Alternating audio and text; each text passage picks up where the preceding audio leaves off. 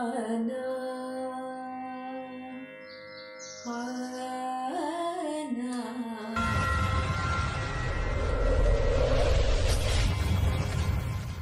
ರಾಮಾಯ ರಾಮಭದ್ರಾಯ ರಾಮಚಂದ್ರಾಯ ವೇದಸೇ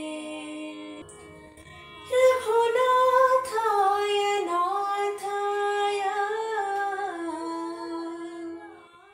ಸೀತಾಯ ಪತಯೇ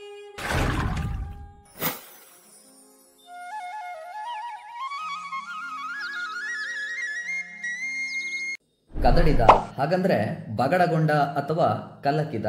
ಸಲಿಲ ಅಂದರೆ ನೀರು ತಿಳಿವಂದದೆ ತನಗೆ ತಾನೇ ತಿಳಿಯಾಗುವಂತೆ. ಕಲಕಿದ ನೀರು ತನಗೆ ತಾನೇ ತಿಳಿಯಾಗುವಂತೆ ರಾವಣನ ಮನಸ್ಸು ತಿಳಿಯಾಗುವುದೆಂದು ತನ್ನನ್ನು ತಾನು ಅಭಿನವ ಪಂಪನೆಂದು ಕರೆದುಕೊಂಡ ನಾಗಚಂದ್ರ ಪ್ರಸಕ್ತ ಪದ್ಯದಲ್ಲಿ ತಿಳಿಸಿದ್ದಾರೆ. ಈ ಪದ್ಯವನ್ನು ನಾಗಚಂದ್ರರವರ ಶ್ರೀರಾಮಚಂದ್ರ ಚರಿತ ಪುರಾಣಂ ಕೃತಿಯ 14ನೇ ಆಶ್ವಾಸದಿಂದ ಆಯ್ದುಕೊಳ್ಳಲಾಗಿದೆ. ದಶಗ್ರೀವ ರಾವಣ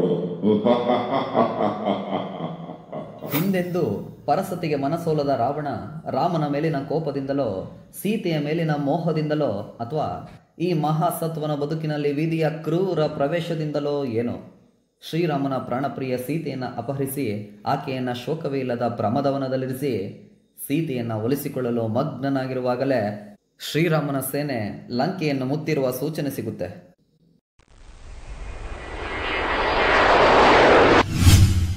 ರಾಮ ಲಕ್ಷ್ಮಣರನ್ನ ಸೋಲಿಸಿ ಸೀತೆಯನ್ನು ಪಡೆಯಲೇಬೇಕೆಂಬ ಮಹದಾಸೆಯಿಂದ ಬಯಸಿದ ರೂಪವನ್ನು ಪಡೆಯಬಹುದಾದ ಬಹುರೂಪಿಣಿ ವಿದ್ಯೆಯನ್ನು ಒಲಿಸಿಕೊಳ್ಳಲು ಉಗ್ರವಾದ ತಪಸ್ಸಿಗೆ ವಿಶ್ರವವಸು ಕೈಕಸಿಯ ಜ್ಯೇಷ್ಠ ಪುತ್ರ ದಶಗ್ರೀವ ರಾವಣ ಶಾಂತಿ ಜಿನಭವನದಲ್ಲಿ ತಪಸ್ಸಿಗೆ ಕುಳಿತುಕೊಳ್ತಾನೆ. ಇಲ್ಲಿಂದ ಪ್ರಸಕ್ತ ಪದ್ಯದ ಕತೆ ಪ್ರಾರಂಭ. ದಶಗ್ರೀವ ರಾವಣ ಧ್ರುವ ಮಂಡಲದಂತೆ ಚಲಿಸದೆ ನಿಶ್ಚಲನಾಗಿ ತನ್ನ ಮನಸ್ಸನ್ನು ನಿಗ್ರಹಿಸಿಕೊಂಡು ದಿವ್ಯ ಮಂತ್ರಗಳಿಂದ ಬಯಸಿದ ರೂಪವನ್ನು ನೀಡುವ ಬಹುರೂಪಿಣಿ ವಿದ್ಯಾದೇವತೆಯನ್ನು ಒಲಿಸಿಕೊಳ್ತಾನೆ. ರಾವಣನ ಮಂತ್ರೋಚ್ಚಾರಣೆಯಿಂದ ಪ್ರಸನ್ನಳಾದ ಈ ಬಹುರೂಪಿಣಿ ವಿದ್ಯಾದೇವತೆ ಮುಂಗಾರಿನ ಮಳೆಯ ಸಿಡಿಲ ಆರ್ಭಟವನ್ನು ಮೀರುವಂತೆ ಯಮನ ನಾಲಿಗೆ ಕಂಪಿಸಿತೆಂಬಂತೆ ತನ್ನ ಎರಡೂ ಕೈಗಳನ್ನು ಹರಡಿಕೊಂಡು ಆಜ್ಞಾಪಿಸು ಆಜ್ಞಾಪಿಸು ಎಂದು ನುಡಿಯುತ್ತಾ ರಾವಣನ ಎದುರು ಪ್ರತ್ಯಕ್ಷವಾಗ್ತಾರೆ. ಚಕ್ರಧಾರಿಯಾದ ಲಕ್ಷ್ಮಣನನ್ನ ಮತ್ತು ಕಡೆಯ ಜನ್ಮದಲ್ಲಿರುವ ಚರಮದೇಹಧಾರಿ ರಾಮನನ್ನು ಬಿಟ್ಟು ಮಿಕ್ಕವರನ್ನೆಲ್ಲ ನಾಶಗೊಳಿಸ್ತೇನೆ ಎಂದಾಗ ರಾವಣನು ರಾಮ ಲಕ್ಷ್ಮಣರನ್ನು ಬಿಟ್ಟು ಉಳಿದವರ ಸಾವಿನಿಂದ ನನಗೇನು ಪ್ರಯೋಜನ ಎನ್ನುತ್ತಾ ಆ ವಿದ್ಯಾದೇವತೆಗೆ ನಮಸ್ಕರಿಸಿ ಶಾಂತಿ ಜಿನಭವನವನ್ನ 3 ಬಾರಿ ಪ್ರದಕ್ಷಿಣೆ ಮಾಡಿ ಅಂತಃಪುರದ ಕಡೆ ಬರುವಷ್ಟರಲ್ಲಿ ರಾಮನ ಪಾಳೆಯದವರಾಗಿದ್ದ ಅಂಗದಾದಿಗಳು ಲಂಕೆಗೆ ತೆರಳಿ ತಮ್ಮ ಅಟ್ಟಹಾಸವನ್ನ ಮೆರೆದು ಮರಳಿ ತಮ್ಮ ಬೀಡಿಗೆ ಬಂದಿರ್ತಾರೆ. ಇತ್ತ ಕಡೆ ಅಂತಃಪುರದ ಸ್ತ್ರೀಯರನ್ನ ನಿಂದಿಸಿ ಹಿಂಸಿಸಿದ್ದ ಸೊಕ್ಕಿನ ಕೇಚರ ವಿರೋಧಿಗಳಾದ ಆ ಅಂಗದಾದಿಗಳನ್ನು ಕೊಲ್ಲಬೇಕೆಂಬ ಅತೀ ಕೋಪದಿಂದ ರಾವಣನು ಏಟು ತಿಂದ ಸಿಂಹದಂತೆ ಗರ್ಜಿಸ್ತಾನೆ. ತರುವಾಯ ತನ್ನ ಮುಂದಿದ್ದ 10 ಕೆಂಪು ಗರಿ ಮೂಡಿದ್ದ ಮಯರಾಜನ ಮಗಳು ಮಂಡೋದರಿಯ ಬಾಡಿದ ಮುಖ ಕಮಲವನ್ನ ನೋಡ್ತಾನೆ. ಆಗ ರಾವಣ ಮಂಡೋದರಿಯ ಸಹಿತ ಅಂತಃಪುರದ ಸ್ತ್ರೀಯರನ್ನು ಕುರಿತು ನಿಮಗಿಷ್ಟು ಅಪಮಾನವನ್ನುಂಟು ಮಾಡಿದ ಆ ಅಂಗದಾದಿಗಳನ್ನು ಹುಬ್ಬು ಗಂಟಿಕ್ಕುವಷ್ಟು ಕ್ಷಣ ಮಾತ್ರದಲ್ಲೇ ಬಂಧಿಸಿ ಸೆರೆ ಹಿಡಿದು ತಂದು ಅವರನ್ನು ದಂಡಿಸಿ ನಿಮಗಾದ ಅಪಮಾನವನ್ನು ಕಳೆಯುತ್ತೇನೆಂದು ಅವರನ್ನು ಸಮಾಧಾನಪಡಿಸಿ ಶಾಂತಿ ಜಿನಭವನದಲ್ಲಿ ಮಹಾಪೂಜೆಯನ್ನು ಮಾಡಿಸಿ ಪೂಜೆ ಪೂರೈಸಿದ ನಂತರ ನಿಯಮದಂತೆ ಬಂದ ಅಮೃತವನ್ನು ಸೇವಿಸಿ ಬಹುರೂಪಿಣಿ ವಿದ್ಯಾದೇವತೆಯನ್ನು ಪರೀಕ್ಷಿಸಿ ಅತ್ಯಂತ ಸಂತೋಷ ಹೃದಯಾಗಿ ತನ್ನ ಬಗ್ಗೆ ಗರ್ವ ಪಡ್ಕೊಳ್ತಾನೆ. ರಾವಣನು ತನ್ನ ಬಾಹುಗಳನ್ನು ತಾನೇ ನೋಡಿಕೊಳ್ಳುತ್ತಾ ಇನ್ನು ಮುಂದೆ ಸ್ವರ್ಗ ಭೂಮಿ ಪಾತಾಳ ಲೋಕದಲ್ಲಿ ನನ್ನನ್ನು ಜಯಿಸಬಲ್ಲವರಾರೋ, ಯುದ್ಧದಲ್ಲಿ ನನ್ನನ್ನು ಎದುರಿಸುವವರಾರೋ ಎಂದು ಗರ್ವ ಪಡ್ಕೊಳ್ತಾನೆ. ಆ ಬಳಿಕ ಜಾನಕಿಯ ತಾವರೆಯಂತ ಮುಖವನ್ನು ನೋಡಲು ತುಂಬಾ ತವಕಿತನಾಗಿ ರಾಕ್ಷಸರ ಅಧಿಪತಿಯಾದ ರಾವಣ ಪುಷ್ಪ ಬಾಣಗಳಿಲ್ಲದ ಕಾಮದೇವನಂತೆ ಸೀತೆ ಇರುವ ಶೋಕವೇ ಇಲ್ಲದ ಪ್ರಮದವನಕ್ಕೆ ಬರ್ತಾನೆ. ಈ ರೀತಿ ತಕ್ಷಣ ಬರುತ್ತಿರುವ ರಾವಣನ ಪುರುಷ ಸೌಂದರ್ಯವನ್ನು ಸೀತೆಗೆ ಆಕೆಯ ಬಳಿಯಿದ್ದ ಇತರ ಸ್ತ್ರೀಯರು ತೋರಿಸ್ತಾರೆ. ಆ ರಾವಣನ ಅಪ್ರತಿಮವಾದ ರೂಪವು ರಾಮನ ಪತಿಭಕ್ತಿಯಲ್ಲಿ ಹುಲ್ಲು ಕಡ್ಡಿಯಂತೆ ಕಾಣಿಸ್ತಂತೆ. ಪತಿಯ ಭಕ್ತಿಯಲ್ಲಿ ಸೀತಾದೇವಿಗೆ ಸರಿಸಾಟಿಯಾದ ಪುಣ್ಯವತಿಯರು ಪತಿವ್ರತೆಯರು ಇನ್ನೊಬ್ಬರು ಇರಲು ಸಾಧ್ಯವೇ? ಅಂತೂ ಸೀತೆಯು ರಾವಣನ ಬರುವಿಕೆಯನ್ನು ಕಂಡು ಏನನ್ನು ಕೇಳಿಸಿಕೊಳ್ತೀನೋ, ರಾಮ ಲಕ್ಷ್ಮಣರ ಬಗ್ಗೆ ಅದು ಯಾವ ಕೆಟ್ಟ ವಾರ್ತೆಯನ್ನು ಕೇಳುವೆನೋ ಎಂದು ಆ ತಾವರೆ ಮುಖವುಳ್ಳ ಸೀತೆ ಭಯಪಡ್ತಿರ್ತಾಳೆ. ವಾಲ್ಮೀಕಿ ರಾಮಾಯಣಕ್ಕೂ ಜೈನ ಧರ್ಮದ ಈ ನಾಗಚಂದ್ರನ ಶ್ರೀರಾಮಚರಿತ ಪುರಾಣ ಕೃತಿಗೂ ಸಾಕಷ್ಟು ವ್ಯತ್ಯಾಸಗಳಿವೆ. ಇಲ್ಲಿ ರಾವಣನನ್ನು ಕೊಂದವರು ರಾಮನಲ್ಲ, ಲಕ್ಷ್ಮಣ. ಹನುಮ ವಿವಾಹಿತ, ಹೌದು. ರಾವಣನ ತಂಗಿ ಅನಂಗಪುಷ್ಪ, ಅನಂಗಪುಷ್ಪೆಯ ಮಗಳು ಚಂದ್ರನಕ್ಕಿ, ಈಕೆಯೇ ಹನುಮನ ಪತ್ನಿ.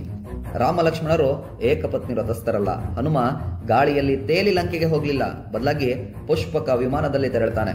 ಇಲ್ಲಿ ವಿಶ್ವಾಮಿತ್ರ ಮುನಿ, ವಶಿಷ್ಠ ಮಹರ್ಷಿಗಳ ಉಲ್ಲೇಖ ಇಲ್ಲ. ಹೀಗೆ ಇನ್ನೂ ಹಲವಾರು ವ್ಯತ್ಯಾಸಗಳು ಈ ಕೃತಿಯಲ್ಲಿ ಕಂಡುಬರುತ್ತವೆ.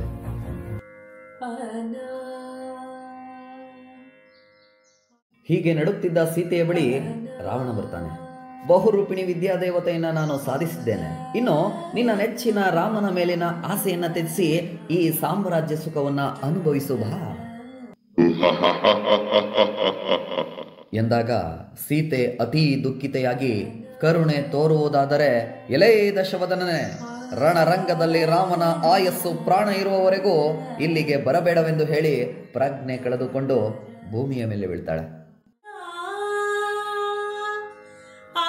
ಕದಡಿ ಹೋದ ನೀರು ತನಗೆ ತಾನೇ ತಿಳಿಯಾಗುವಂತೆ ಸೀತೆಯ ಮೇಲಿನ ಮೋಹ ದೂರಾಗಿ ಉದಾತ್ತನಾದವನಲ್ಲಿ ಕಳಂಕದ ಪ್ರೀತಿ ಹೇಗೆ ಹುಟ್ಟಲಾರದೋ ಹಾಗೆ ರಾವಣನಿಗೆ ಸೀತೆಯ ಮೇಲೆ ವೈರಾಗ್ಯ ಮೂಡುತ್ತೆ. ತನಗೆ ಅಂಟಿಕೊಂಡ ಸಂಜೆಯ ಅನುರಾಗವನ್ನ ಸೂರ್ಯನು ಕಳೆದುಕೊಂಡು ಹೇಗೆ ಕಾಂತಿಯುತನಾಗಿ ಕಾಣ್ತಾನೋ ಹಾಗೆ ರಾವಣನು ಕೆಟ್ಟದ್ದನ್ನು ಕಳೆದು ಪರಿಶುದ್ಧನಾಗ್ತಾನೆ. ಅಂತೂ ರಾವಣ ತನ್ನ ಮನಸ್ಸಿನಲ್ಲಿ ಮೂಡಿದ ಕಾರುಣ್ಯ ರಸದಿಂದ ಸೀತೆಯಲ್ಲಾದ ಅನುರಕ್ತತೆಯನ್ನು ತೊಳೆದು ಹಾಕಿ ತನ್ನೊಳಗೆ ಆಲೋಚಿಸಿ ತನ್ನ ಆಪ್ತ ಪುರುಷ ಮಂತ್ರಿ ಪರಿಷತ್ತಿನ ಜನರನ್ನ ಉದ್ದೇಶಿಸಿ ಹೀಗೆ ಹೇಳ್ತಾನೆ. ಸೀತೆ, ಈ ಮಹಾಪತಿವ್ರತೆ ಸೀತೆ ತನ್ನ ಸದ್ಗುಣ ಪರಿಪಾಲನೆಗಾಗಿ ನನ್ನ ಕಡೆ ಗಮನ ಹರಿಸಲಿಲ್ಲ. ನನ್ನ ದಿವ್ಯವಾದ ವಸ್ತ್ರವನ್ನ, ಆಭರಣಗಳನ್ನ, ಈ ಬಲಿಷ್ಠವಾದ ದೇಹವನ್ನ, ನನ್ನ ಪ್ರೀತಿಯ ಆಮಿಷಗಳನ್ನ ಒಪ್ಪದೆ ಕೇಚರ ರಾಜ್ಯಲಕ್ಷ್ಮಿಯನ್ನ ಹುಲ್ಲು ಕಡ್ಡಿಯಂತೆ ಭಾವಿಸಿದ್ಲು. ನಾನು ಪುರುಷ ಪ್ರಣಿ, ನನ್ನ ಪಾಪದಿಂದ ಹೀಗೆ ಈ ಗುಣಹಾನಿಯನ್ನ ಬಯಸ್ತೇನೆಯೇ ಎಂದು ಹೇಳಿ ರಾಮ ಸೀತೆ ಇಬ್ಬರು ಪ್ರಾಣಪ್ರಿಯರು. ಇವರನ್ನ ಕಾರಣವೇ ಇಲ್ಲದೆ ನನ್ನ ಕರ್ಮವಶದಿಂದ ಪರಸ್ಪರ ದೂರವಾಗುವಂತೆ ಮಾಡಿಬಿಟ್ಟೆ. ಕಾಮಾಸಕ್ತಿಯಿಂದ ನನ್ನ ಕುಲದ ಹಿರಿಮೆಯನ್ನು ನಾನೇ ನಾಶ ಮಾಡುವಂತೆ ಈ ಹೀನ ಕಾರ್ಯವನ್ನು ಮಾಡಿಬಿಟ್ಟೆ. ರಾಮನಿಂದ ದೂರ ಮಾಡಿ ಈ ಹೆಣ್ಣಿಗೆ ಎಷ್ಟು ದುಃಖವನ್ನು ಕೊಟ್ಬಿಟ್ಟೆ. ಕಾಮ ವ್ಯಾಮೋಹಕ್ಕೆ ಒಳಗಾಗಿ ದಶ ದಿಕ್ಕಿನಲ್ಲೂ ಈ ಕೆಟ್ಟ ಯಶಸ್ಸಿನ ಶಬ್ದ ಎಲ್ಲೆಡೆ ಹರಡುವಂತೆ ಆಯ್ತಲ್ಲ. ಅಯ್ಯೋ, ರಾವಣ ವ್ಯಥೆಪಡ್ತಾನೆ. ನನಗೆ ವಿಭೀಷಣನು ಹಿತೈಷಿಯಾದುದರಿಂದಲೇ ಹಿತನುಡಿಗಳನ್ನು ಹೇಳ್ದ. ವಿನಯವಂತನಲ್ಲದ ನಾನು, ದುರ್ವ್ಯಸನಿಯಾದ ನಾನು ಆತನನ್ನು ಬೆದರಿಸಿ ಹೆದರಿಸಿ ವಿನಯವಂತನಾದ ನನ್ನ ತಮ್ಮನನ್ನ ಲಂಕೆಯಿಂದ ಹೊರ ಕಳಿಸ್ತೆ. ಕೆಟ್ಟ ವ್ಯಸನಗಳಿಗೆ ಸಿಲುಕಿದ ವ್ಯಕ್ತಿ ಯಾವುದು ಸರಿ ಯಾವುದು ತಪ್ಪು ಎಂಬ ಚಿಂತನೆಯನ್ನ ಏಕೆ ಮಾಡ್ತಾನೆಂದು ರಾವಣ ಮರುಗ್ತಾನೆ. ವ್ಯಸನಕ್ಕೆ ಬಲಿಯಾದ ಮನುಷ್ಯ ಯಶಸ್ಸಿನ ನಾಶವನ್ನ, ಸೋಲನ್ನ, ಅಭಿಮಾನದ ಕೇಡನ್ನ, ಹಿರಿತನದ ಬವಣೆಯನ್ನ, ಬೇರೆ ಜನ್ಮಗಳಿಂದ ಪಡೆದುಕೊಂಡ ಸುಗತಿಯನ್ನ, ಜನರು ಆಡಿಕೊಳ್ಳುವ ಅಪವಾದವನ್ನ ಅವರೇ ಬರಮಾಡ್ಕೊಳ್ತಾರೆ. ಮದ್ಯದ ಅಮಲೇರಿದವರು ಯಾರೇ ಆಗ್ಲಿ ಇದನ್ನೆಲ್ಲ ಹೇಗೆ ತಾನೇ ತಿಳಿತಾರೆ? ಇಂಥವರು ವಿವೇಚನೆಯನ್ನೇ ಕಳೆದುಕೊಂಡ್ಬಿಟ್ಟಿರ್ತಾರೆ ಎಂದು ರಾವಣ ಭಾವ ತೀವ್ರತೆಯಿಂದ ಆಪ್ತರಲ್ಲಿ ನುಡಿದು ತನ್ನ ಮನಸ್ಸಿನಲ್ಲಿ ಹೀಗೆ ಹೇಳ್ಕೊಳ್ತಾನೆ. ಈಗಲೇ ಸೀತೆಯನ್ನು ರಾಮನಿಗೆ ಒಪ್ಪಿಸಿದ್ರೆ ನನ್ನ ಪರಾಕ್ರಮ, ಸಾಮರ್ಥ್ಯ, ವೀರತ್ವ, ಗಳಿಸಿದ ಬಿರುದ್ದು ಎಲ್ಲವೂ ವ್ಯರ್ಥವಾಗಿ ಹೋಗುತ್ತೆ. ಹಾಗಾಗಬಾರದೆಂದ್ರೆ ನಾನು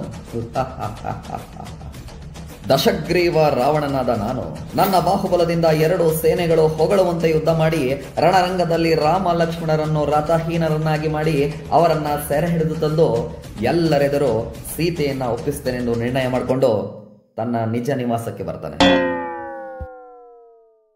ಇದೇ ರೀತಿಯ PUC ಕನ್ನಡ ವಿಷಯದ ಸಿನಿ ರೂಪದ ಪಟ್ಟಿಗಳಿಗೆ ನಮ್ಮ ಚಾನಲ್ನ ಈ ಕೂಡಲೇ ಸಬ್ಸ್ಕ್ರೈಬ್ ಮಾಡ್ಕೊಳ್ಳಿ. ಹೊಸ ವಿಡಿಯೋಗಳಿಗಾಗಿ ಪಕ್ಕದ ಗಂಟೆ ಗುರುತನ್ನು ಒತ್ತಿ. ಸಿಗೋಣ ಮತ್ತೆ. ನಮಸ್ಕಾರ.